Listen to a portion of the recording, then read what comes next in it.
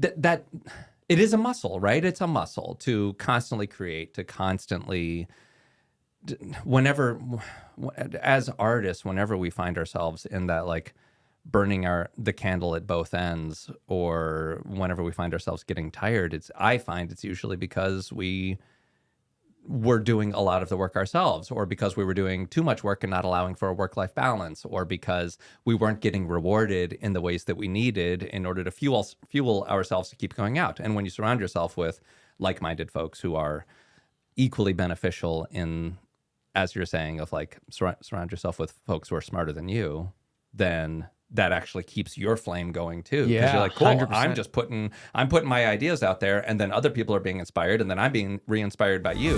Welcome to Get Scene Unscripted. I'm your host, Jesse Malinowski. We are going to dive into acting insights, meet industry pros, and master the business. Don't forget to subscribe and share. We're keeping you behind the scenes and ahead of the game.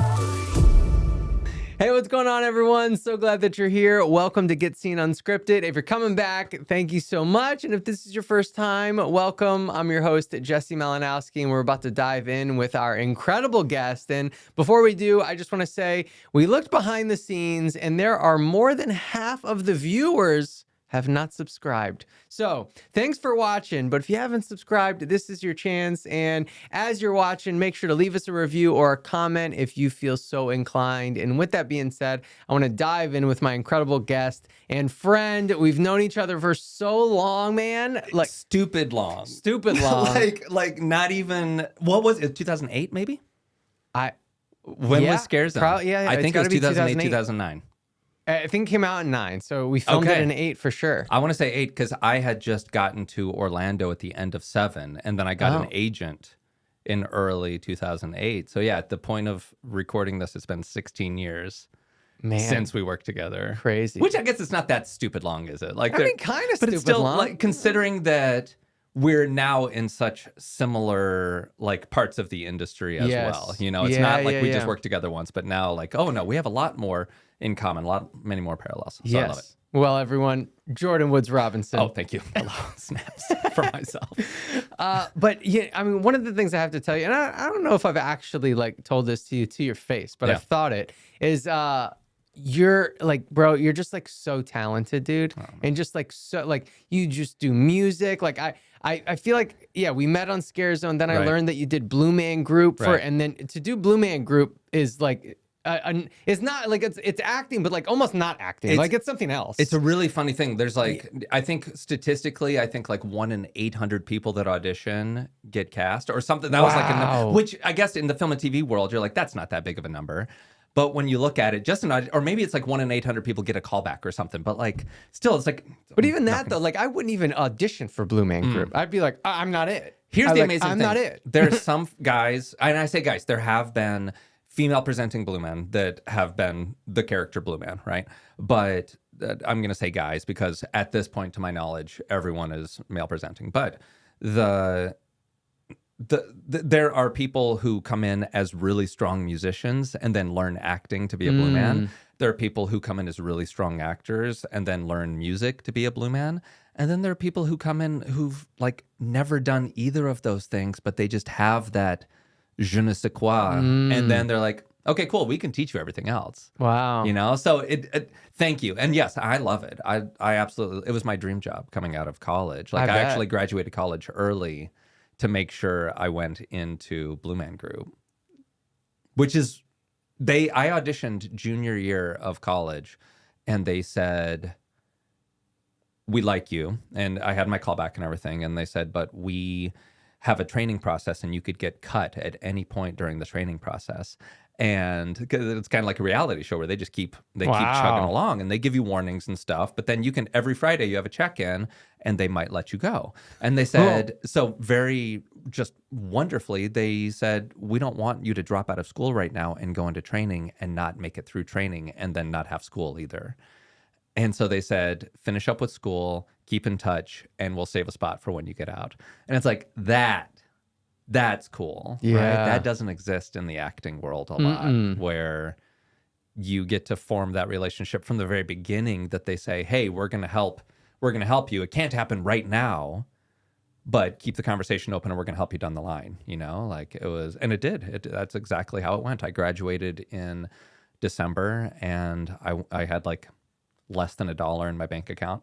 Wow. And then became a Blue Man, and I did it for 13 years. That show is so unique. Have you seen another show like Blue Man? I remember I saw it multiple times, and I remember thinking I just remember being like, I really like this show. Right. But then like after leaving it, being like, this show is like magical.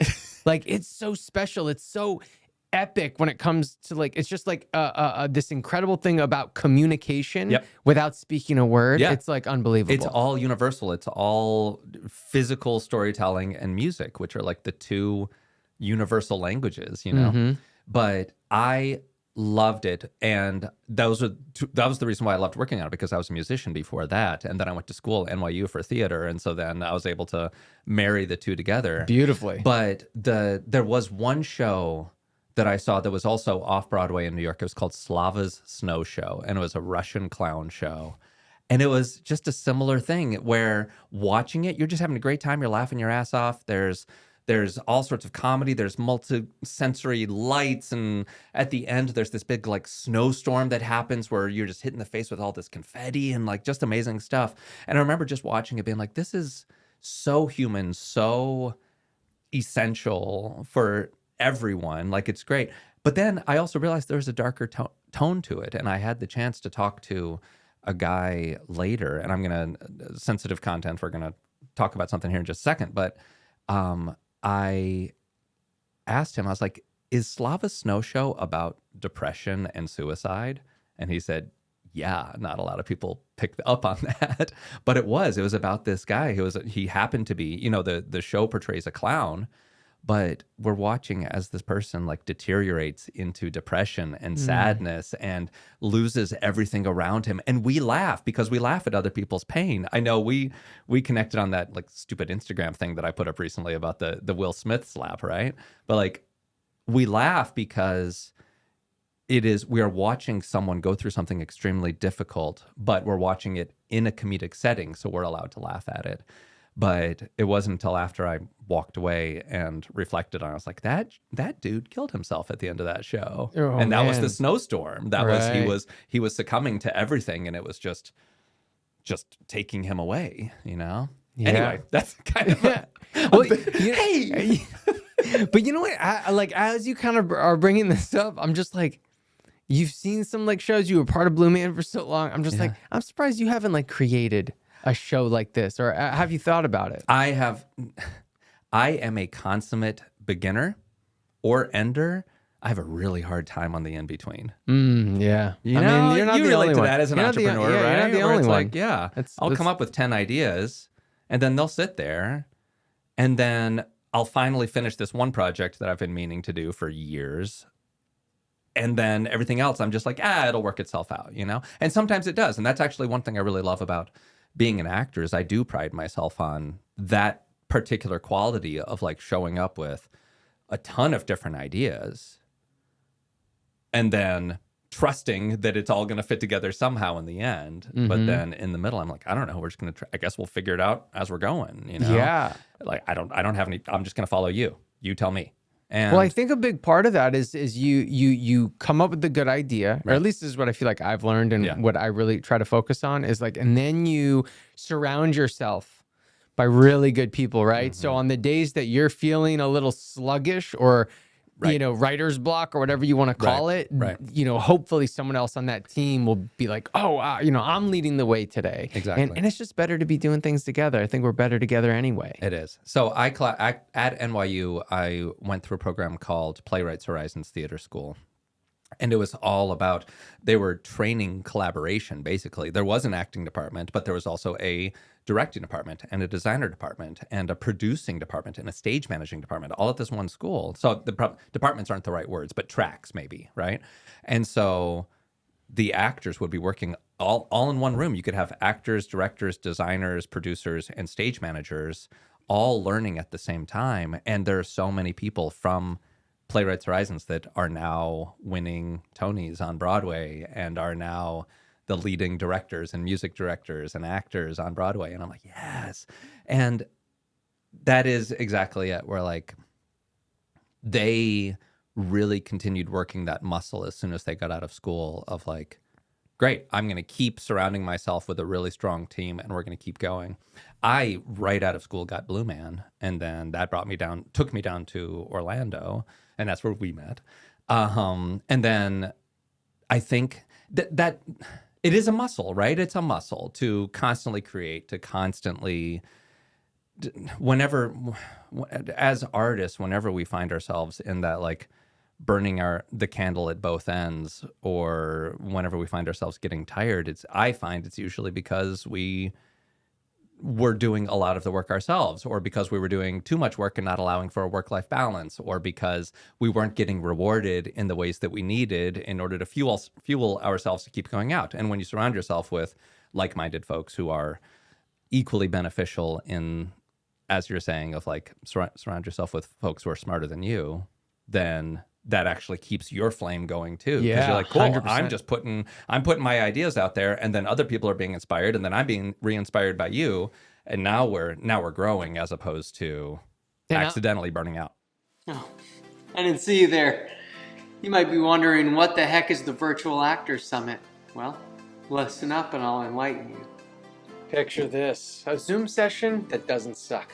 I know, it sounds impossible, right? But trust me, this isn't your typical snooze fest where you're stuck watching someone's forehead for hours. We're actors. We know how to make things exciting. The Virtual Actors Summit is a 3-day extravaganza where you'll learn from the best in the biz. Guest instructors, agents, and casting directors. Think of it as a crash course in acting awesomeness, minus the turtlenecks and pretentious monologues. You'll get hands-on training. Actors will get real-time feedback and the chance to actually participate. No more passively listening while you're secretly scrolling on TikTok. We're talking active engagement here, people! Still wondering what the heck this is? It's your ticket to leveling up your acting career. Whether you're in a place trying to snag an agent, get more auditions, trying to book more acting jobs, this summit is your golden ticket to help you get there. And the best part? There's no upcoming union strikes to worry about. So there's no sudden plot twist here. So what the heck is the Virtual Actors Summit? It's your chance to learn some new skills, get re-energized, and not even have to put on pants. Register now, and I'll see you there. Yeah, and I'm like competitive too. So if there's someone that's like, if we're working together and you're like really bringing some stuff, I'm like, that flame is reignited because I'm like, well, wait, Jordan's really showing up. I better show up, or else, like, so like that competitive nature comes in too. Yeah. So I mean, I want to dive into some. I mean, I feel like we could just talk about creating stuff all day, but I do want to jump in a little bit to some of your acting work and acting credits. I mean, you've been opposite Anthony Hopkins, Claire Danes, like in really good stuff. Like not like, oh, here's your coffee, right? Like legit scenes. Yeah. Is there? Oh, you had an incredible arc on Walking Dead when Walking Dead was like the biggest show in the world. Was when I got cast. And so I'd love to know like which one of those, or maybe a totally different one, was like a truly kind of like rewarding experience, and why. Okay. All right. I've got, actually, I'll weave what we were just talking about into this, and then I'll go off and say one other thing. But some of the most rewarding stuff has been the stuff with longevity, where it was Blue Man Group and Walking Dead. And I was a series regular on a show that hasn't been released yet. So like those showing up on set more than one day. Yeah. Like it sounds so dumb to break it down between like, there's the 1 day times on set and then there's the more than 1 day. But it's so true, right? Like when you show up, even just showing up on the second day, knowing, okay, yesterday I was the new kid on the block. I was fitting into this already oiled machine. I was just engaging. I was trying to provide the best thing that I could provide, but I was still playing on your turf. There's that. And then when you get to go for multiple days, multiple episodes, multiple seasons, then you get to have a better chance of, and also with Blue Man, just multiple shows, right? But every performance, you get to learn a little bit more about you, get to learn a little bit more about the other person, you get to learn a little bit more about the character, you get to learn a little bit more about how this whole crew is building everything. Yeah. And that was so rewarding because it never felt, I never felt the pressure. That's not true. That's not true. But over time, you felt less pressure to show up and provide value and more freedom to just, cool, I'm hanging out with these people and we're going to create something today. So that was really rewarding. And also, especially with Blue Man, I would have days where I'd go in there.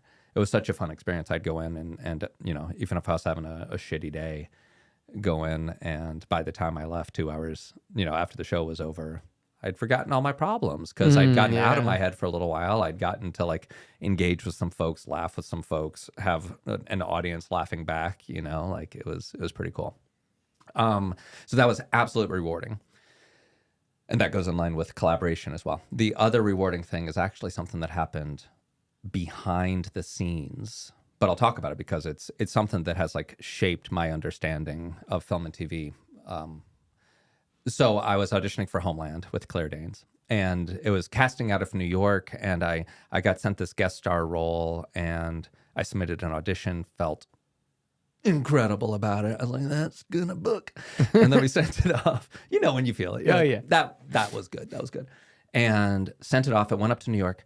I remember all the specifics because it just plays over and over in my head so often. 4 days later, casting reaches out saying, hey, we like you, but we want you to retape. We want it creepier. And that's all they said. No other direction. Want it creepier. Right? All right. Yeah, right? So automatically my brain starts going, what's creepier? What does that mean? Like, how does one be creepy, you know? Yeah. And so I was like, whatever, I'll retape it tonight. And so we went up to my recording studio at my house, and my wife, who's also Julie, she's an actress and teacher and director, and she put me on tape. And this is going to be a slightly long story, but I promise it has a good ending. The instant that the camera started rolling, I loathed myself. I hated the audition. I wanted to stop. You can actually watch the replay on the audition, and my shoulder twitches like 3 times in an impulse to reach forward and turn the camera off. Really? But then I just keep going, right?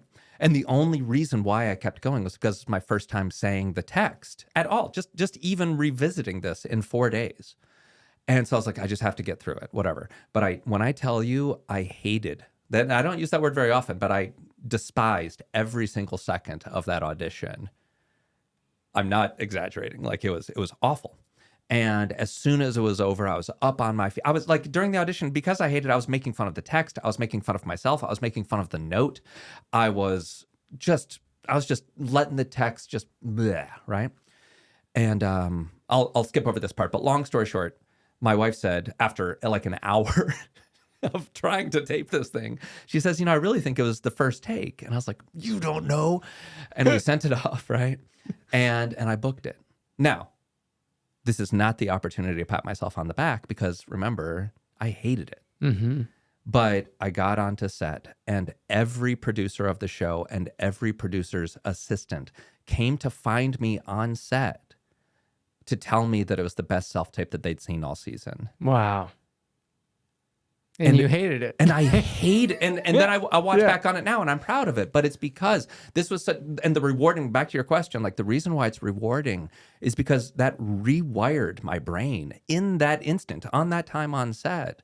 And I was like, the reason why that audition worked and why it got some of the acclaim that it did is because I was not in control. Yeah. I was going through something. Personally, Jordan hated everything that was happening while the character was doing whatever it was that they needed to do. And when the text rode out on top of my real, whatever this is, the audience can't tell the difference between real human and character. Because the character is there. It's in the text. It's been written for you. Not only that, man. This is such a beautiful story of like I feel like it's such a cliche saying. I mean, people are like, what if something's going on in your life? Like, what do you do? I can't get there. And it's like, use it, right? Right. It's such like, it feels like such a bullshit thing. Like, shut up, Right. But it's like, I think this is like such a beautiful story of that, of just like, in the moment, you're like, no, but why I think it works? Because the audience is already kind of buying it in the beginning, right? So the stuff that like maybe is like weird, like you said, like you're like, I think I should like turn the camera off. They're like, oh, look at that twitch. Yeah. What was that? He's creepy. He's freaking out. And you're like, I wanted to turn the camera off. Right? But they're filling in the blank with this other stuff, this other subtext. And so it's like, if you can trust it to go, like, just to make it through, it can probably work a lot of times. Exactly. And that phrase of like, use it that's the other thing, is that even if you tried to do that, you would still be fighting for control. You're like, oh, I'm having a bad day today. I'm going to channel this bad energy and I'm going to use it for the scene, right? Which I'm sure there is a place where we can be like, okay, cool. We can harness that without accidentally overplaying our hand or stumbling into trauma or anything else. Like, we can probably have some awareness of that. But the thing with me is that I had no awareness of that. I was just going through the scene. I was just saying the words while Jordan was having a hissy fit, And that's the thing. I am a firm believer that emotion cannot be, it just can't be predetermined. It is, all emotion is it's a surprise. It's a symptom of hitting an obstacle. It's something that we don't expect. And if we do expect it, if we plan for it, it's not going to be there. So even if I went into this take being like, I'm having a shitty day, I'm just going to be mad I would have still fallen into a rut of like playing, I'm going to use this, I'm going to play that anger. And then I just would have been angry the whole time, as opposed to whatever freedom that allowed for me to be like, I'm already in a heightened state. I don't have to do anything anymore. Now I just let the text mean something to me as it comes out, whether or not that matches what my initial character interpretation was. And so that was one of the more rewarding experiences. And that's something, how do you harness that? How do you capture that lightning in a bottle? And it was interesting because right after I just gotten all that feedback, I was on set and actually watching. So I was like, oh my God, okay, all I have to do is just be in a heightened state and allow for things to flow out, right? And then I go back and watch my performance on Homeland and I'm like, that was kind of flat. What? Because now I'm like pursuing this doing nothingness as opposed, and that's kind of encapsulating what I was just saying, is like, I was like, oh good, okay, I don't have to do anything because I'm already here. The character's already in the text, blah, blah, blah, blah, blah. Okay. And then I go watch it and I'm like, you're just kind of you're just kind of here, right? As opposed to watching the tape. It's those little things. It's those Twix. Bring in the Twix. Sponsorship. There you go. Rosie O'Donnell just comes through and just throws Twix at us and then goes back out. Koosh balls. So many of your viewers won't get that reference, but that's okay. But shit, now I forgot what I was saying. You were saying you felt like your performance was flat. Yeah. And I mean, flat might not be the right word, but it certainly didn't. It wasn't enough to capture the lightning in a bottle just by being open and being like, okay, lightning, come hit me. It wasn't, which is what I did on set. Bro, okay. I was literally going to tell the audience, like, go find this clip because it was so good. So I don't know what the hell you're talking about. Okay, so I'll just say that. Okay. But I feel like maybe, we're always going to be our worst critic. But for you in the self-tape, you have to do and be a little bit more because it's just you 24/7 as opposed to like one of the things I remember about that clip, and I don't remember the last time I've seen it. I mean, it's been a long time since I've seen that. Yeah. But it's like the lighting is dark.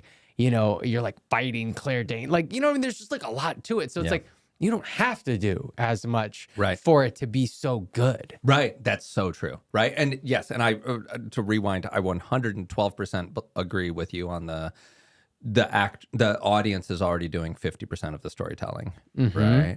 And actually, this is something that I haven't done an in-person class in a couple months, but usually in like one of the first classes that we play something called the Big Game of Power. You don't have to know what it is, but at the end of it, what we walk away with is that the audience is doing 50% of the work. You can be sitting in a dentist's office and watching something play out on TV. Even if it's muted, you still get the story. You still follow everything, right? We fill in the gaps because we're very storytelling creatures.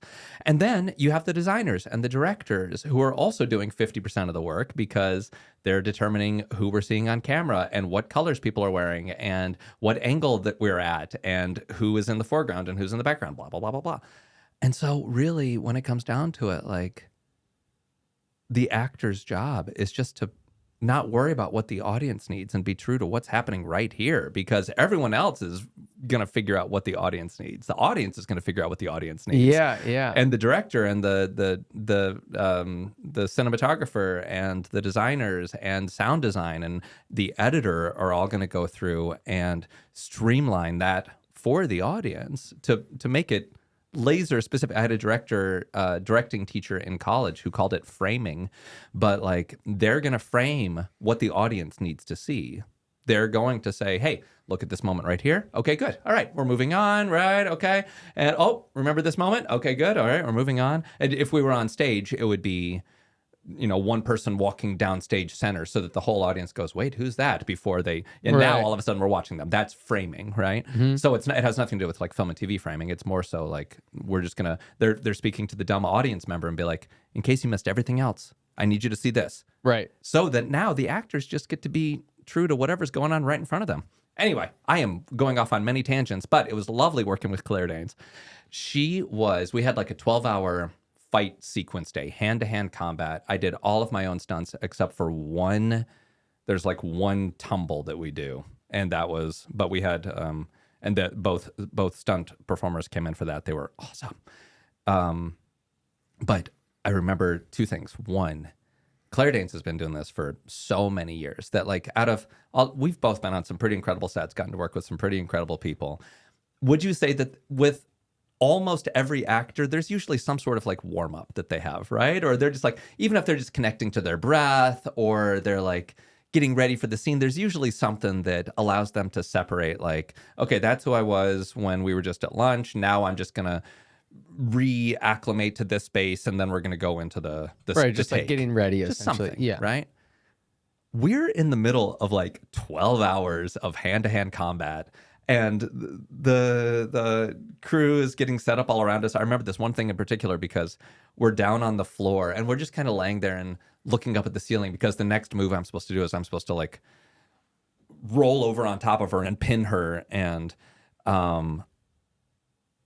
she's just sitting there just like talking about how like her son just started school, and she's just like chit-chatting. Her voice is still just like Claire Danes' voice, just hanging out. We're having, and I'm over here being like, like trying to like make myself believe something. And she's like, ah.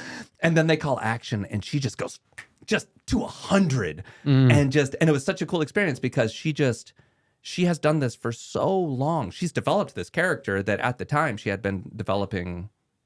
What's the character on Homeland? That's embarrassing. Everyone else is saying it. Well, I was about to be like, so what? That was probably was that year 4 or 5? No, I was year 7 out of 8. Oh, geez. Yeah, so she'd been developing this character for like 8 years, right? But then she's also been in the industry since she was 13, 15, something like that. This is her life. Mm-hmm. And so she took no time, just be like, rah, there it is. And I think that was also, I don't know, I looked at that and I was like, hell yeah, way to surprise yourself into it. Don't give yourself any buffer. Just go. Just do it, you know? But I also remember at the end of that, I was on set for multiple days, but at the end of that particular night, I toss and turn a lot in my sleep. And I specifically remember I woke up in the hotel wanting to turn over and not being able to physically turn my head because I was so sore. I had to lie there and I had to pick my head up with my hands, turn it over and guide it back down in order to go back to sleep. It was ridiculous, but really fun. And yes, I'm proud of the project, but it's the nitpicky stuff where you go, okay, all right. So it's not as easy as just letting go and being whoever I am right now. There is more to it. Anyway. Well, you brought up another part of this, which is the like consecutive days on set. And I actually want to this is an interesting thought. Yeah. Because I'm always focused on like, how can we be happier as people? Right. Right. Mm-hmm. And I feel like so many people are in the business, right? And stay in the business and they're like, miserable, and it's like, how can we figure out ways to be happier going through this? And so I agree with you so much in the sense of, and this is going to be an interesting question, I think, but it's like, would you rather have multiple projects as like one day on set, one and done, or a project that's not really paying, but you're consecutive? Because it's just like, because I almost I feel like we both might say yes to the latter of like, yeah, I think now that we have projects under our belt. Right. Well, you answer first. Okay. This is I don't think there is a black and white answer to this. I think I think you're right. It's extremely nuanced, and I think every person. But I know one thing that I think you're really good at, Jesse, is having like a, for yourself and for others, encouraging others to have like a work-life balance and to have hey, I'm going to build this up, but then I'm also going to make sure that I'm putting that aside and I'm living my life. I know you have a new puppy, like that, enjoying those moments. And that's the thing. I've got 2 kids and they're not only relying on me for financial stability right now, but they're also relying on me to be a good role model and to be an available parent and an emotionally available parent and a reliable parent. And I think, from a lot of the people that I hear where like they're on set, and then their marriage falls apart or whatever. I think from my point of view, I think that often comes when they can't honor the rest of those family and partner obligations of just being available. The money's nice. Yeah, okay, great. I'm going to be gone for 6 months. I'm going to make a shit ton of money. And then I'm going to come back and I'm going to have 6 months off. Yes, but you also just, in many ways, unfortunately, and these might not be the right words to say this, but like you just made your family live without a part of the family for 6 months. Yeah. And some people do not make it through that, So coming back to the question, at this point in my life, I would rather have the series of shorter but paying opportunities, because I think that would give me some creative opportunity to express myself, and it would allow me to have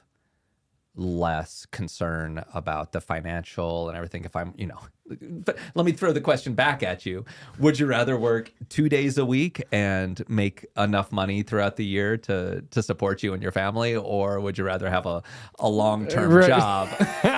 Yeah, that's right. That's another that doesn't pay as well. Right. So that's another way of saying it. Like yeah, I think that's a fair point. Yeah, I guess, I guess if the question is framed more in the sense of like, what are you feeling better about like creatively? Because because when you were describing that, it made me think of this film that I did that'll be coming out in November-ish or so. Cool. And it was one of the first times that I just really kind of felt like a leader on set. And I just really loved that. Yeah.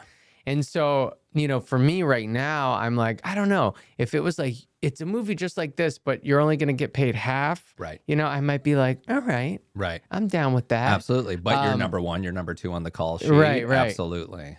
Yes. And I can take on that leadership role. Yes. So, but I feel like everything you just said is such a great point. I'm only taking care of puppies over here, not the real children. So that I think probably makes a difference. They forgive you more. Okay, yeah. Just, the puppies, not just the children. Just a dog treat, and it's all back to 1. Yeah. But how? I mean, you mentioned a lot of things that I don't think it's just like a easy. Let me be emotionally available. Just we'll do that. Right. So how do you balance all that? Because being a creative and so and again going back to like your talents of like musician, just everything that you have the ability to do, fulfilling yourself creatively while also being a good father, a good husband, good friend, making the finances. I mean, I don't want to stress you out right now, but how do you balance it? Well, I'll tell you. I mean, that faces I'm struggling right now. At this point in my life, I'm struggling with that specifically, and I'm trying to figure it out. And And I go through, I think that's one of the more challenging things of my career right now is that our job is to recreate ourselves. Our job, just as artists, our job is to be nomadic and to go where the work is. Our job is to constantly evolve and be a reflection of society. And I'm not just talking about actors. I'm talking about, that artists in general constantly have to re-inspire themselves. And for actors, that is forced upon us every few years as our physical likeness changes to some degree, but then it's also something that like, the strike has had a big toll on me, as all of us, right? I've taken my first like survival job ever. And I've been working at a customer service desk, which has been fine. I've actually enjoyed it. But all of that to be said, it's just all very up in the air right now. And I think up until this point, so much of my let's look at my artistry. I was a fiddle player from the ages of 8 to 18 in Pigeon Forge, where like I didn't need income, and if I got a check for $500, I was like, I'm the king of the world, right? And then from 18 to 22, 21, I was in college. And so there weren't any jobs. It was just, okay, I got cast in all these things, cool. And then from 22 to 30 or whatever, I had Blue Man Group, which was a consistently well-paying job. Yeah. And well-paying, like artists don't get that. And it was pretty much guaranteed. And then after that is when I walked away and I said, okay, I'm going to take on this freelance lifestyle. And so I know there's so many actors and artists in general that start out in that freelance place where you're doing your survival job. And I know I'm going off on a tangent. We're coming back, I promise. But I think that's one of the learning curves for me is that like I've always had some sort of bedrock to fall back on creatively. I've always had Blue Man, or I've always had Book from Tape, which was my acting studio that just shut down in May. And I've always had college and music and things like that. And now for the first time in my life, I'm like, I guess I'm just going to keep waiting for that next job to come along, And I do find it it's taxing. I feel like I am navigating the need for creative outlet, in order to feel rejuvenated. But then I'm simultaneously, this is the tricky thing. Okay, so this is how my brain works, by the way. No, you're good. I appreciate your vulnerability so much right now, man. Somebody came up to me like 2 years ago and said, do you have ADHD? And I was like, I think so. I mean, somebody, I think I might. And they're like, let me rephrase. You have ADHD. I was like, oh, cool. All right, cool. Which I also think is a superpower. I was like, I frame that as a superpower. I'm like, I definitely have it. You should go get some. Yeah. Go get a mild dose. Don't go too far. But like that's one of my superpowers as an actor is being like, here's 10 ideas. Which one do you want? Okay, great. Let's go really far down that one. No, okay, we're done with that one. What's next? Right? Yeah. I'm like, okay, go there. But I want to be there. First and foremost, the strike and the pandemic have really realigned my ideals and made me go, family is most important. I'm 40. And we're also at the point of filing for bankruptcy right now. We're small business owners, and it just didn't work out. We ran it for 10 years. It was great. Had lovely employees. Nobody did anything. Nothing was wrong. It just didn't work out. And so now as a family, we're filing for bankruptcy, and we're going to clean all that up. It's all going to be taken care of.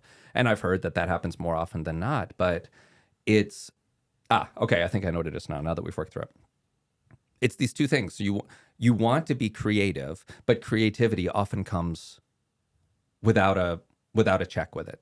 Creativity is often I'm going to dedicate time back to my creativity. And we're at a point where if we're going to be creative, we're going to be paid for it, right? Mm-hmm. So like we've earned that. We've gotten to that point. We've put in our 10,000 hours. And now if we're going to be on set, most of the time we're probably going to receive some sort of paycheck. Yeah. But usually the act of creating, auditioning, studying is a free effort. And so then I weave in my family and the roof over my head and wanting to not let all the plates drop while I'm pursuing my creativity and needing to have some sort of cash flow and things like that. And so those two things are sadly almost working in opposition of each other, where it's like I need to have time and space and freedom to work on my creativity, but I need to have structure and control and forethought in order to support my family and my house and my way of living. How does one wrangle those two things together? And I'll say this, the stuff that has really been helping me is, one, having a support group. I've got an amazing wife. I've got amazing parents, amazing in-laws. And my wife and I have always just traded off things. I held down the fort for 3 years while she went off and got her master's, and then she held down the fort while I grew book from tape, and then I held down the fort while she was doing this, and then, and so it's like there is a push and pull, and I'm very fortunate to be with someone who not only understands where I'm coming from, but is also ready and willing to postpone her endeavors, focusing on me, knowing that I will postpone my endeavors in order for her to focus on her, right? And same thing with our parents. Like, they've been very supportive throughout all of this. One, a support group, and two, something that I'm really trying to work on right now is that work-life balance, which is something that I've always struggled with, but I think it's something that I have to find now. It's my next evolution. I'm being forced into this, and being much clearer with my parameters of like, these are my times with my kids. Like, right after this podcast, I'm going to pick up my kids. I've got a million things I need to do today, but I've in the early morning, I already emailed all the folks who are expecting things from me today, art actors who are expecting things from me, and I said, I'm going to get to you this evening. And as a result, I'm going to go home and I'm going to pick up my kids, and we're going to have a snack, and we're going to talk about their first day of school, and we're going to play a board game, and we're going to devote time back to them before they have to do their homework, right? Like, just blocking off that time and setting a clear delineation with myself of saying, I'm not going to hold myself responsible for any of these things right now. I am just going to allow myself to focus on this. And then once I've done that, I'll be able to come back to this, or I'll have more time for that. I know there wasn't any answer in there. Believe me. No, you went on a vulnerability tangent of awesomeness. Thank you. Okay, good. And it is. I mean, it's. But I'll tell you why it's awesomeness though. And I got this compliment not too long ago about the podcast, and they were like, "I'm so glad that you bring." Like, and it's easy to go get an interview with Tom Cruise or someone like that, but like. well, I guess to hear one somewhere, but to get people that are, where I am, and to hear some of their struggles, and to realize that I'm not alone where I am is huge. And what's also really a bummer is that what I'm describing right now is not even something that has an end solution. It is a cycle. All of this is cyclical. I was actually just talking to someone a couple days ago. Let's bring it back to acting for a second. But it's like, when you're in high school and you're like the top performer of high school, and then you get into college and you're like, I'm just here. People are doing things around me. You have to build yourself back up in college. And then you get to the top of college and you're like, I'm doing it.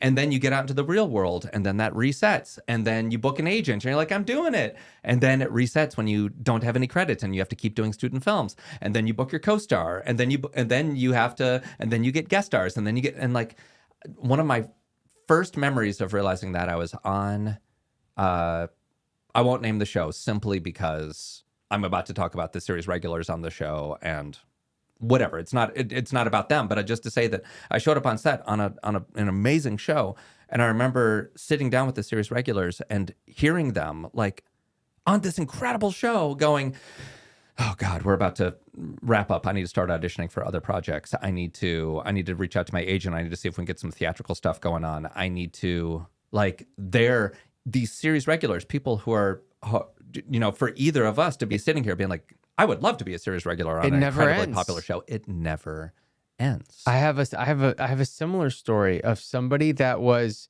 I met them here. They were a series regular, and I'm looking at them like, oh my gosh, I wish I could be where they are, right? Because I'm getting the under fives or whatever at that point. Yeah. And I go to LA and I'm like, hey, do you want to get lunch? And she's like upset because she is auditioning for the new Spider-Man, but she didn't get the lead. She's auditioning for the smaller role. And in my head, I was like, oh my gosh. Right. It's the exact same complaint, if you want to call it that, just at a different level. Yep. And I think even if you're the huge lead, right? Then you're like, well, I'm not Tom Cruise. Right. Exactly. Right? It's just, and that's why it is so important that you find this balance, that you find the love in this creative space, because I'm always just like, maybe you don't have to be so focused on like finding success, if you want to call it that, in booking these bigger projects. Right. Like maybe it's something that you're creating yourself. Right. Maybe it's maybe it's that the show you create, that's similar to a Blue Maker. Like, what is it that's just like, you know what, I did that and it was fun. Maybe it makes money, maybe it doesn't, but it doesn't matter. I feel fulfilled and I feel happy, and I'm happy and grateful to be on this journey. Yeah. And that's the thing. This is going to send us off on a side tangent here for a second, or maybe the whole time. But you brought up such a really great thing of like, it's one thing to create, and then it's another thing to start to expect a reward at the end of that creation. And I think that's what happens to so many folks in auditions, is that we jump into this audition, and it took me years and years. And it's so much easier sitting here in this room and like preaching it than it is to actually be up and practicing it myself. And like truly believing truly it. letting myself have the space. I know where you're going, you know? But having that audition and going, I fucking nailed that. I killed it. That was great. I'm done. And being able to walk away from it without starting to get those hopes up of like, okay, maybe this is going to be my big break. Maybe I'm going to make $1,100 a day. Maybe I'm going to get flown out to LA after this, like and we do that. We do that with everything. And it's a very human thing, but we come to hope for that gold star at the end of everything. And sometimes the gold star is just that you killed it. You did well. You can trust that all of your preparation for decades has led you to this point in order to feel like you have the tools to complete the task in front of you right now. And you know what? This is an interesting question, because the thing comes down to, right, that you did a good job. Now, I will say, in running classes, and I'm sure you'll know what I'm talking about here, there's also the actor that's out there that's like, oh no, I did good, and you're like, no, you didn't. Oh yeah. Yeah. And that self-awareness is just not there. Right. So how does an actor know the difference of like, man, I did that audition. That was fun. I owned it. I brought myself. And like, if I get it, hell yeah. But if I don't even care, because I loved it. It was just fun. And the actor that's like, I better book that. I crushed it. And then when you're like, I don't know if you did. I'll say this. I go out of my way to compliment people when they do have that awareness. That's really it. Like if they don't have that awareness, unfortunately, I just kind of let them celebrate. And I go, hell yeah, man. And then they leave, right? I am not that person to say what you did. It is, let me back up. It is very rare that I will say to a person, the tools that you have right now, where you just got, that is not competitive. And I don't see it being competitive anytime soon, right? Like that is not me. I'm the guy who's like, if we get to the end of a session and here's the thing. It is a win to show up and to get the best of what you could get today. It is a win to show up, and sometimes the win in audition room is being able to remember all the text in the right order. that was your win for that day. Whatever. It just wasn't sticking in your brain as well as some others are, or you're going through something or whatever. Great. Celebrate that win, right? But when people come to me and I say, hey, how you feeling? And they go, I feel really good about this. I think I did this. I think I nailed that. But man, I kind of came up short here. And I go, cool. Then that awareness, and I make sure to point it out to them. I say, that awareness is already half the battle. If you know what it is if you can wear that actor hat and be like, yes, that was awesome, and then look back on it with the director hat and go, oof, okay. If I were really getting nitpicky, it all felt great, but in that moment, it didn't translate the way that I meant for it to. Okay, let me go back and redo just that one moment. Let me play with some, I know what I'm going to do. Okay, good. Let me do it one more time, which is where I am and where I'm sure you are. And it's not about judging yourself. It's about being able to look at it and say, ooh, I know what it feels like to be free. I know what it feels like to be spontaneous and to tell the story. And I also know what it feels like to be able to watch it and go, yeah, that does it. Or, one quick tweak, there we go, that's it. Send that one off. Yeah. And I think the people who show up that just don't have any understanding of that director hat, I'm just like, cool, then go. And I try to teach them, but after a certain point, if I'm like, it becomes very clear when it's just not... There is a disconnect somewhere. Yeah. Either what I'm saying is not the way that they need to hear it, or there needs to be a life event that happens, or I don't know what it is. But I am certainly, like I was on another podcast a couple days ago and they said, what's your least favorite word? And I said, no. Right. And I think you relate to that a little bit too. If someone says no and I go, watch this, right? Right. And that's the thing, right? So I would never tell an actor, this is not for you.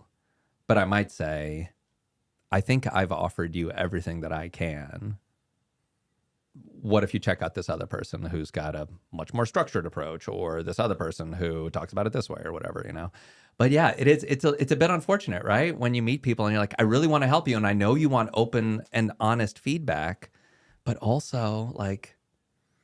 I think it's just about being open, always wanting to grow, but I can't agree with you enough about the awareness. And I don't think that gets taught a lot of if you had more awareness about different elements of your career, yourself, your confidence, your communication, all these different things, like life-changing, career-changing. So awareness is so key. And you used that word earlier of vulnerability too. I believe that if our job is to be vulnerable in front of a camera, one of the best things we can do is to practice that in real life. Yeah.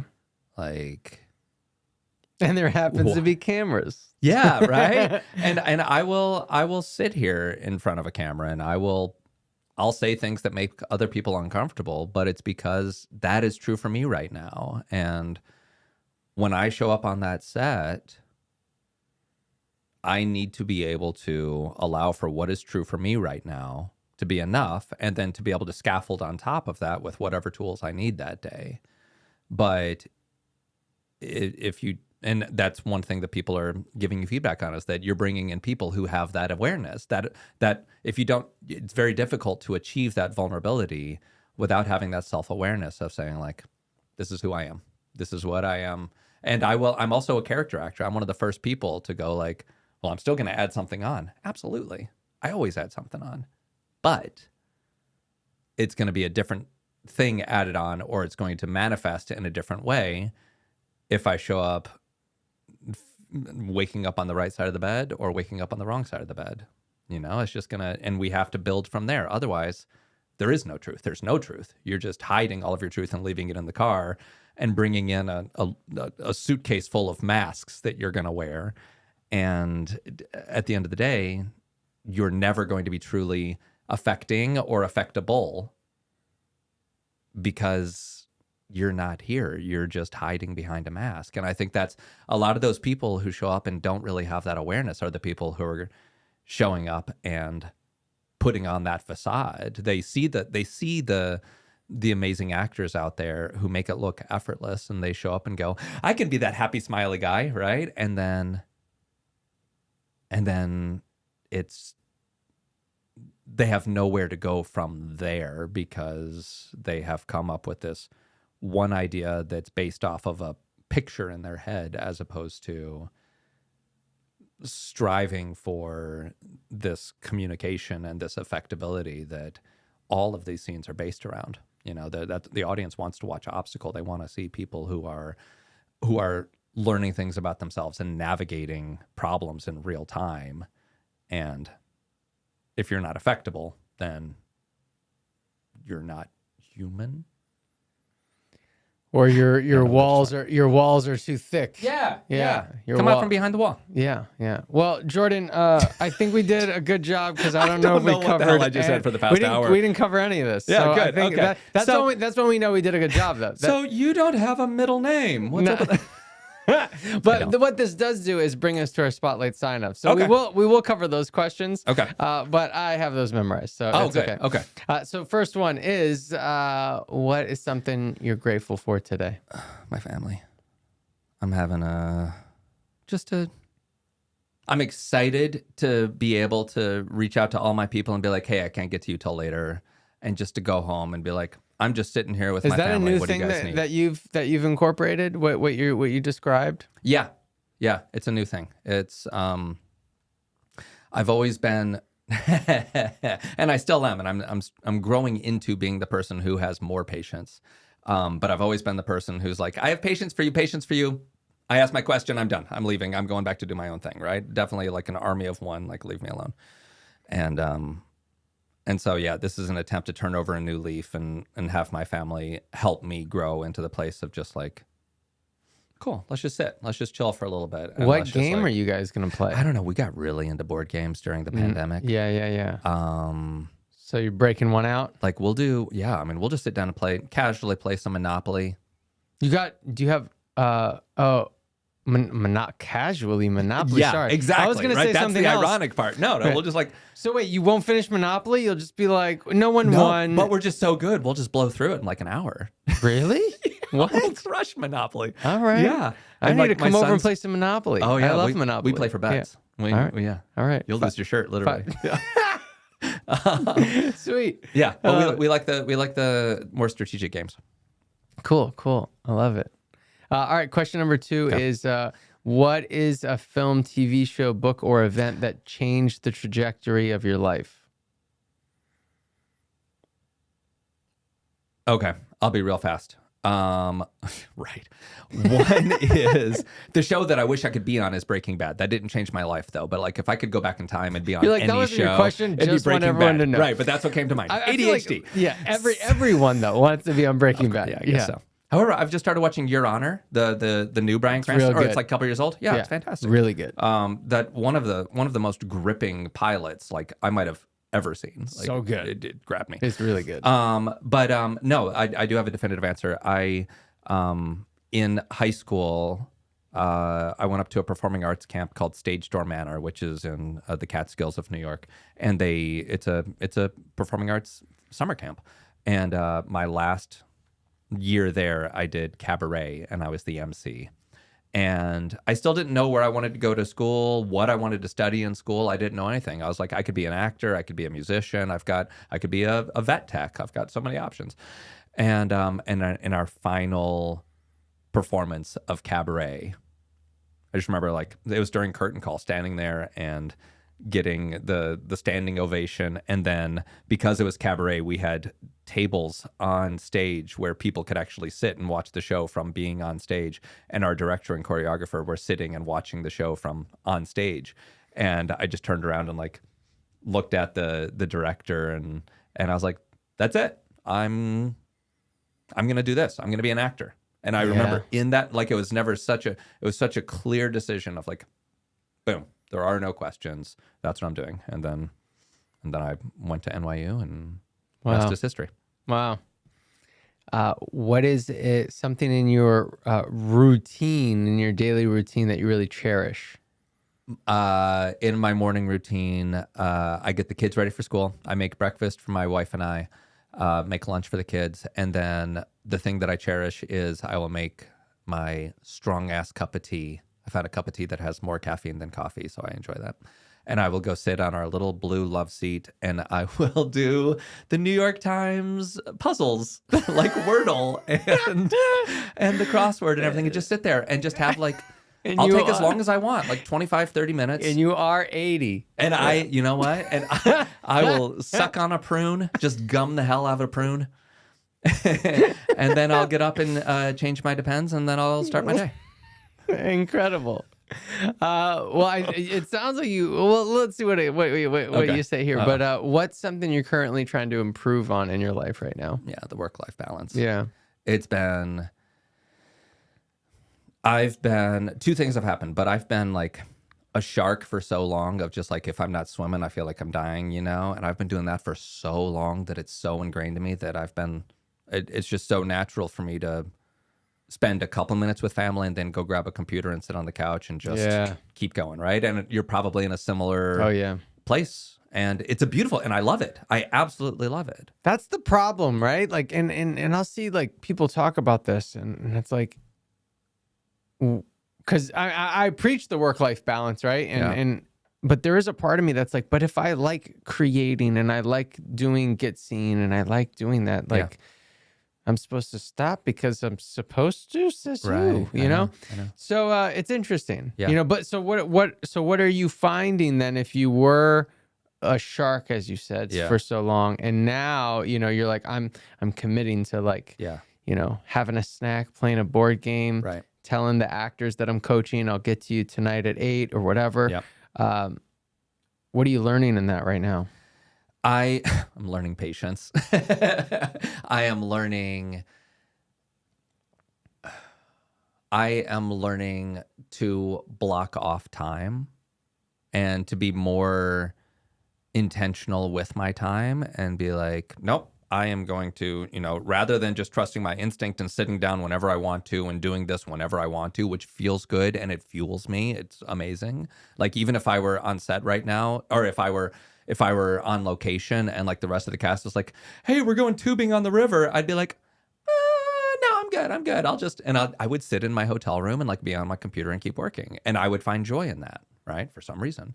But I have realized, and this might just be a symptom of age, and I'm only 40, but I think we get wiser as we get older, hopefully. Oh, yeah, please. I hope. And but no, I've come to realize recently that like memories and experiences are the most valuable things that you can have. Yeah, definitely. Like it is that simple, and it sounds so cliche, and it's taken so long to learn that, but like. That is the bottom line. When you are on your deathbed, you're not going to remember that newsletter that you wrote. You're not going to remember that course that you almost completed. You're not going to remember, like browsing Facebook. You are going to remember that one time when you sat down and when played Wordle. You played Wordle. when you played like Super Smash Bros with your kids and your daughter laughed so hard that she threw up. You're going to remember that. And in a beautiful way. And you're going to look back at that and go, yep, so that it is like peeling me away, my family. And that's the other thing. I don't want my kids to grow up being like, jobs are more important than family. And that's certainly what I'm living in or have been living in. And now's the time to just be like, cool, then I'm going to reprioritize. It also helps that my wife just got a new full-time job. So that eases the blow a little bit, Awesome. But it does come down to those finances too. You just have to find that balance, and it's not going to be the same for everyone. Right. Well, last question, Jordan. Okay. We've gone over a lot. Maybe it's something we've already gone over, or it might be something else. But if you wanted the listeners to get one thing for sure, a big takeaway, what would you want it to be? Okay. I've got a little thing that okay. No. Two ways of saying it. Embrace your naivete, meaning just do. Just go. And it's another way of saying trust your gut, like if you have a strong opinion about something, like take that path, not knowing where that path is going to lead, and try it and just do it. And the other, now I forget, it was embrace your naivete, trust your gut, and there was another phrase that went along with it. But they all mean the same. They all mean the same. And it's like, oh, no, be a rebel. That's what it was. I listened to a podcast a number of years back where they were talking about how like the world relies on rebels, because every entrepreneur, every person who dared to stand at the threshold and everyone's standing behind the yellow line, and this one person says, but I want to go across the yellow line and they say, why are we standing behind the yellow line? Because that's what we're supposed to do. That's what weren't supposed to stay back here, And it takes just that one person stepping across that line and going, well, you guys wait here, but I need to go over here and work on something for a little bit, and then I'm going to bring you over, right? Every product in history that has changed human existence is because of some rebel saying, well, why is that how we do it? Mm-hmm. No, I have another idea. I'm going to fight for you guys. And that's the other important part. You can't just be the person to cross the line just to be an asshole. You have to be the person who crosses the line to fight for somebody else. And when you fight for somebody else, now you're helping. Now you're giving back. Now you're challenging the norms and giving people fresh perspective and giving yourself fresh perspective. And it also takes a lot of vulnerability to cross that line, because you know that you've got the rest of the world watching you while you're over here in this place where you're not supposed to be, or where you might fail, or where it might all come falling down and you go, that's why the yellow line was there. I get it now. But still, you're not going to, so they're all the same. Trust your gut, embrace your naivete, don't be an asshole, but also be a rebel and change the world. Well, I think the be a rebel is different. I love be a rebel. I love that because it's like, I don't want to say like don't follow the rules for the sake of not following the rules, but it's okay to question them, Mm-hmm. and sometimes rules are meant to be broken, and and it's like the be a rebel is in that, and I think I thought you stated it beautifully. I should just stop talking. Actually, I love talking about rebels. I am firmly a person who believes it's easier to ask for forgiveness than permission. So true. And it's just go do it. Rarely are you going to get the permission. Yeah. Or people are going to give you 100 reasons why it has not worked in the past. Yep. Just go do it. Just do it. Love it. Jordan Woods Robinson. Jesse Malinowski. Thank you so much for being here with me. Yeah. It was a pleasure chatting with you, man. I love you, and I'm sending you and your family so much love right now. Thank you. I'm going to come live with you soon. Everyone, thanks for tuning in. If you enjoyed, leave us a review, share this with a friend, someone that you think needs to hear this conversation. We thanks so much for being here, and we'll see you on the next one.